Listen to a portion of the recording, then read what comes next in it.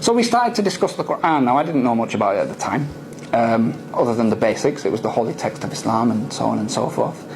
And looking into the Quran, I find that it's not a book. It's a series of verses. A series of verses that were revealed in Arabic, that was spoken from the mouth of a man, sallallahu alaihi wasallam, who couldn't even read. He was unlettered.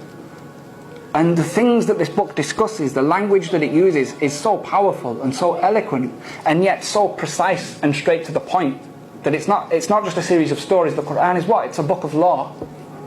Have you ever taken a book of law, of British law, off the shelf and start reading it? It's not like the Quran, even in English. It's you know, official paragraph 1.2.3, the plaintiff says da da da da. It's like that. It's really official language. Do not go through a red light until it turns green and da da da da da. But the Quran, a book of law, isn't like this. The language within it is so powerful.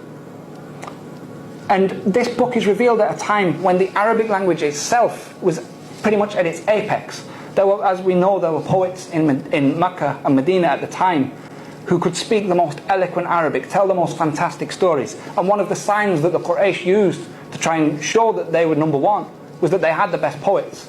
And they actually used to send them to challenge Muhammad sallallahu alaihi wasallam. And the Quran issued to these men a challenge, because as we know, a lot of people tried to refute the Quran. The Quran said, look, if you disbelieve, it's in Surah Baqarah, if you don't think this book is from Allah subhanahu wa ta'ala, then all you have to do is create a surah like what's in this book.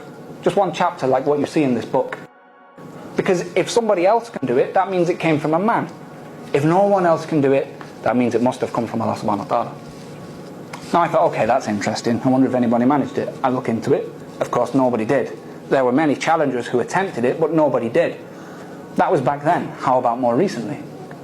And so if any of the brothers are familiar with Orientalism and some of the movements that took place when the British Empire and some of the colonial powers went into the Muslim world, what they tried to do was to cut the Muslims' relationship with the Quran.